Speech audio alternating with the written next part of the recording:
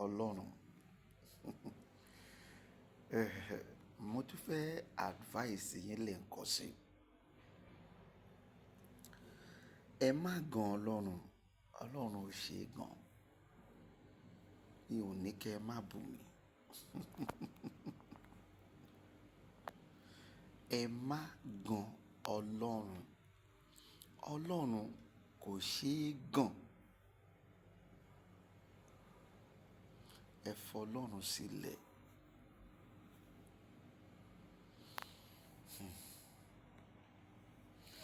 Jẹ́ kí n sọ history kan fún yín lónìí. Àṣìkiri ni.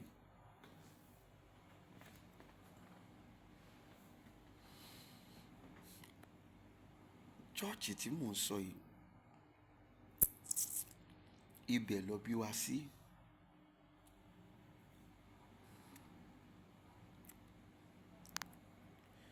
The Apostolic Church lórúkọ chọ́ọ̀chì tó bí àwa sí nínú ọdún náà.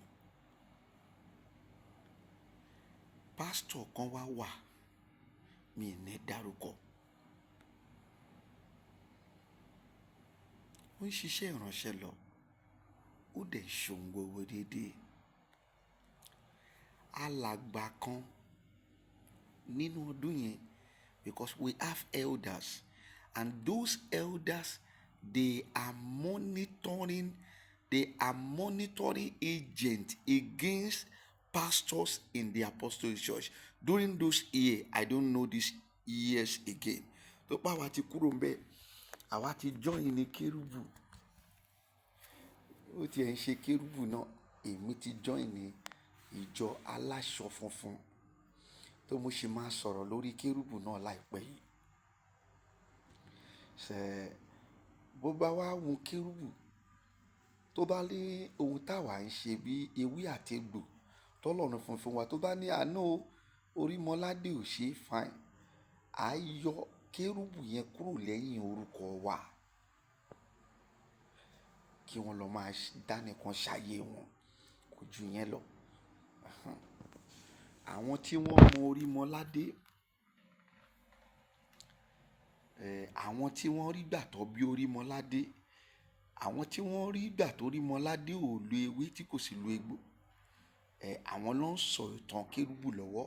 Àwọn ọmọ wẹ́wẹ̀wẹ́, àwọn ọmọ tó ṣẹ̀ṣẹ̀ bí, àwọn ọmọ tó jẹ́ wípé wọn ò bá Mósè gan láyé, àwọn tó bá Mósè rìn gangan, àwọn ọmọ yẹn ò bá láyé. Àwọn tó tún kù nínú àwọn tó bá Mósè rìn, àfi tí wọ́n bá fẹ́ parọ́ fún àwọn ọmọ yẹn. Bẹ́ẹ̀ ni, gbogbo wọn pátá ni wọ́n ń lu ewé, gbogbo wọn pátá ni wọ́n ń lu egbò.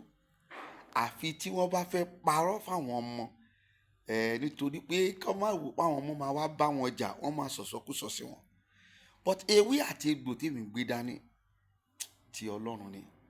Ọlọ́run ló ní. Ṣẹ̀tẹ̀ bá lẹ fẹ́ wá, ẹ wá bẹ̀ mí. Màá kọ́kọ́ ní kẹ́ ẹ béèrè lọ́wọ́ àwọn bàbá ti yín pé ìjẹ́ ta ló dá ewé àbí ta ló dá egbò. Ẹ jẹ́ kí wọ́n sọ fáwa. Tó bá ti wá sọ, màá tún béèrè lọ́wọ́ wọn, ìjẹ́ ìgbàgbọ́ tí yín lè gba èmi là. Mi ò tí ì débẹ̀.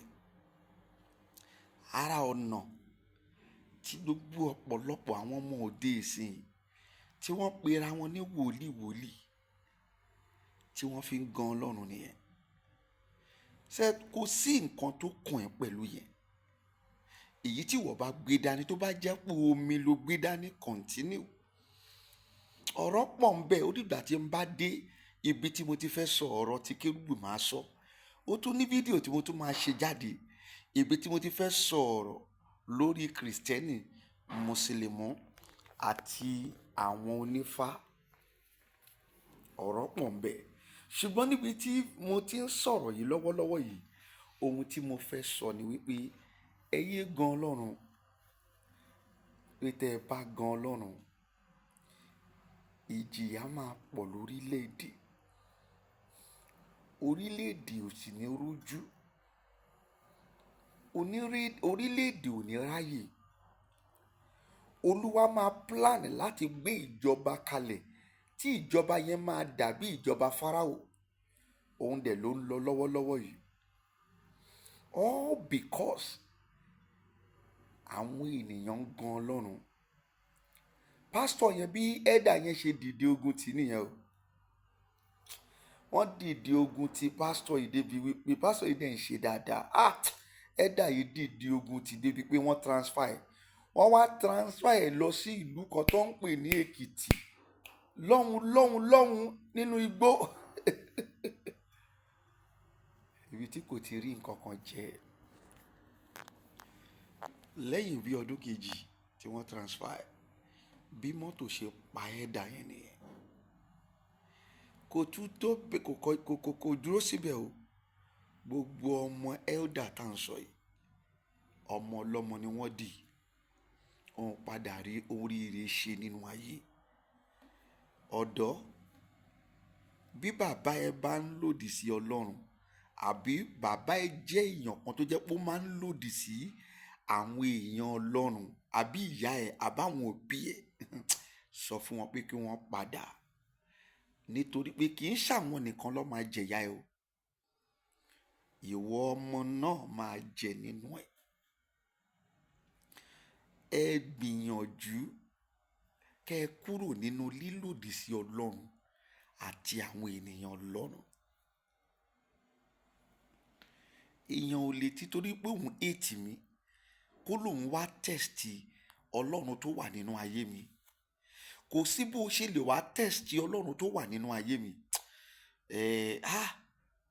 99% ẹ̀ ó ṣeé ṣe kéèyàn fail, 1% lèèyàn lè má fi fail.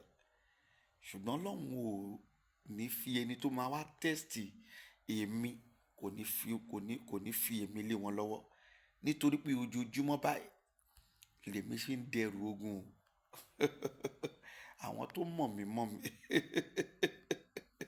ojoojúmọ́ ni mo fi ń dẹrù ogun. Ìwọ ọmọ, sọ fáwọn òbí ẹ, kì í ṣàwọn nìkan ló máa jẹ̀yà ẹ̀.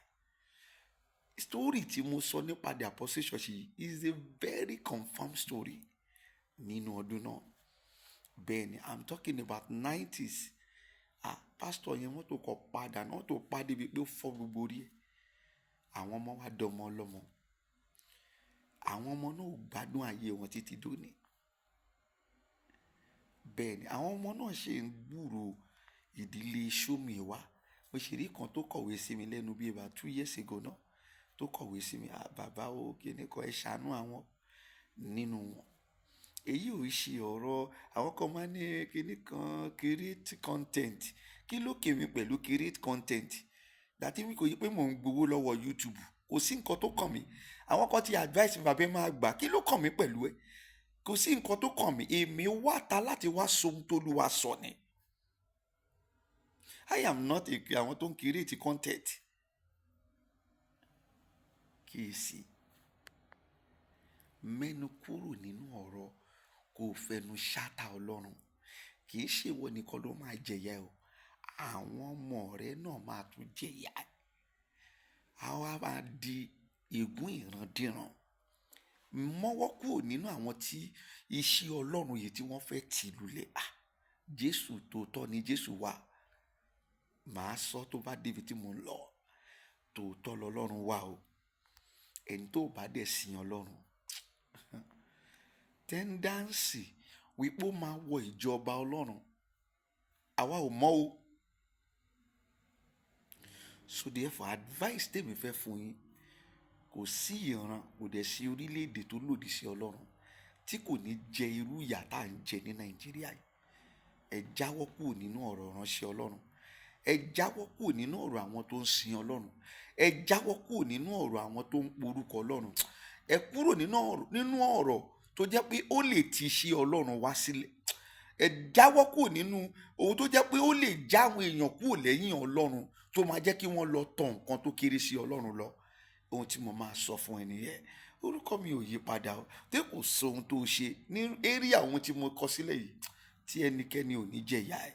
Bàbá confirm lórúkọ mi kò yí padà. A máa rókì lọ́kàn rẹ̀.